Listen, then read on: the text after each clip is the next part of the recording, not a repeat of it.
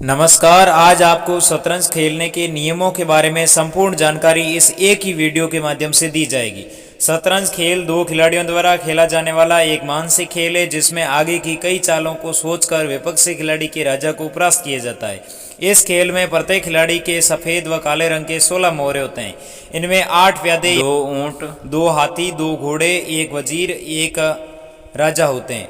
अब हम आपका परिचय करवाते हैं शतरंज बोर्ड से। यह बोर्ड लकड़ी या कपड़े का बना होता है। इसमें एक और ABCD के अक्षर लिखे होते हैं, जिनसे बने स्तंभों को फाइल कहा जाता है, और गणितीय अंक वाले चौखानों से मिलकर बने स्तंभ को रैंक कहा जाता है।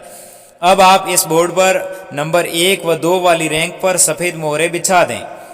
सबसे पहले दोनों ओर हाथी, फिर घोड़े, फिर ऊंट, फिर लेफ्ट में वजीर और राइट में राजा को रख दीजिए। ठीक इस तरह ब्लैक वाले मोहरे भी रखने हैं। यहाँ आपको दिखाई देगा कि राजा और वजीर आमने सामने, इनके आगे 8 प्यादे रख दीजिए। इस विषाद के बाद एक एक मोहरे को चलने के नियम समझते हैं। उससे पहले आपको इस गेम का उद्देश्य अवश्य जान लेना चाहिए। शतरंज में दोनों खिलाड़ी एक दूसरे के राजा को फंसाकर परास्त करना चाहते हैं। जिसका राजा फंस गया वह खिलाड़ी हारा हुआ माना जाएगा। सबसे पहला मोहरा है प्यादा। ये मोहरा हमेशा सीधा चलता है, लेकिन विपक्षी खिलाड़ी को मारने हेतु ये तिरछा चलेगा। यहाँ पर काले प्यादे को मारने हेतु सफ़ेद वाला प्यादा तिरछा चल रहा है। प्यादा एकमात्र ऐसा मोहरा है जो हमेशा आगे की ओर ही बढ़ेगा, वह वापस कभी नहीं आ सकता। दूसरे सभी मोहरे वापस आ सकते हैं। जब दो प्यादे आमने सामने हो जाए तो वे एक दूसरे को न तो मार सकते हैं और न ही आगे बढ़ सकते हैं। प्यादा जब चलते हुए आखिरी सिरे तक पहुंच जाता है तो वह किसी भी मोहरे का रूप धारण कर सकता है, जैसे वजीर, हाथी, घोड़ा या ऊंट। प्यादा हमेशा एक एक कदम आगे ही बढ़ता है। हालांकि शुरुआती स्थिति में होने पर प्यादा एक साथ 2 कदम भी आगे बढ़ सकता है। अगला मोहरा है हाथी। हाथी को चलने का आसान सा नियम है। हाथी हमेशा सीधा या आड़ा चलता है।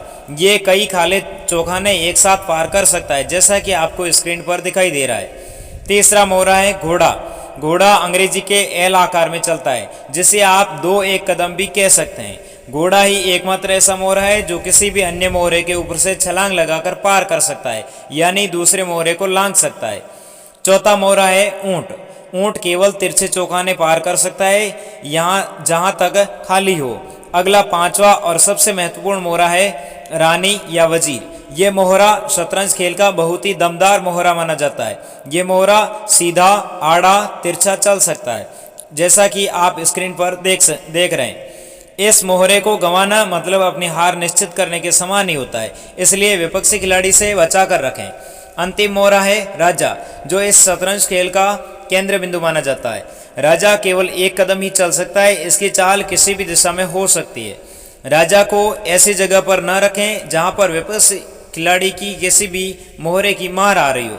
जब राजा पर मार आ रही हो तो उसे राजा को चेक लगना कहते हैं। इसे हिंदी में शह लगना भी कहते हैं। यहाँ आप देख सकते हैं कि राजा को प्यादे की मार पड़ रही है, इसलिए आप चाहकर भी दूसरे मोहरे नहीं चल सकते।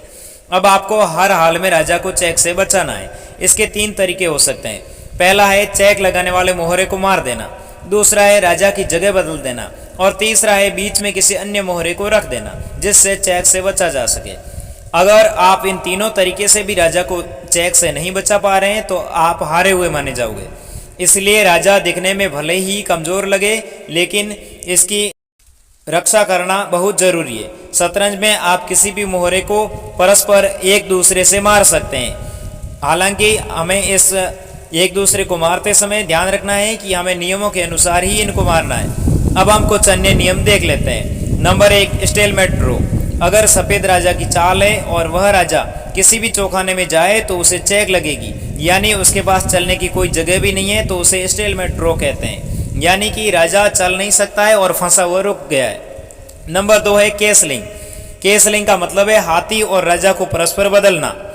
इसके लिए 3 शर्तें होती है। पहली, राजा को जगह बदलने पर दोनों बार कोई चेक नहीं लग रही हो। यहाँ आप देख सकते हैं कि राजा को जगह बदलने पर चेक लग रही है, इसलिए केसलिंग संभव नहीं है। दूसरी है राजा और हाथी अपनी शुरुआती स्थिति में ही हो, वो हिले नहीं हो। तीसरी है राजा और हाथी के मध्य कोई मोहरा न हो। केसलिंग में राजा 2 कदम चलेगा तथा उसकी विपरीत दिशा में हाथी। केसलिंग 2 प्रकार की होती है, एक को लॉन्ग केसलिंग कहते हैं और दूसरे को शॉर्ट केसलिंग, जैसा कि आप चित्र में देख रहे हैं। अंतिम नियम है एन पासेंट नियम। इस नियम को आप यहाँ सफेद प्यादे के उदाहरण से समझिए। सफेद प्यादा चलता हुआ 5वें चौखाने पर पहुंच गया है। अब काला प्यादा अगर 2 कदम आगे बढ़ता है तो सफेद वाला मोहरा अपने इसी चाल में चाहे तो इस प्यादे को मारकर कुछ इस तरह से आगे बढ़ जाएगा। यहां मारने वाली जगह C5 से आगे बढ़ने का कारण है कि सफेद प्यादे की मार C6 चौखाने पर पड़ रही है। N% नियम काम में लेना खिलाड़ी के विवेक पर निर्भर है, यह अनिवार्य नहीं है। इन सभी नियमों को जानने के बाद एक बार खेलने का अभ्यास करें और जहां पर भूल रहे हैं वहां इस वीडियो को पुनः देख करके सुधार लें। 1-2 बार आपको सारे नियम याद हो जाएंगे। आप चाहें तो ऑनलाइन शतरंज गेम की एप्लीकेशन भी प्ले स्टोर से डाउनलोड कर खेल सकते हैं। वहां आपको बार बार नियम बताने से आप जल्दी ही इस खेल में पारंगत हो जाएंगे। अगर अभी भी कोई नियम आपकी समझ में नहीं आ रहा है तो कमेंट करके पूछ सकते हैं। वीडियो अच्छा लगा हो तो लाइक, शेयर और सब्सक्राइब करना न भूलें। धन्यवाद।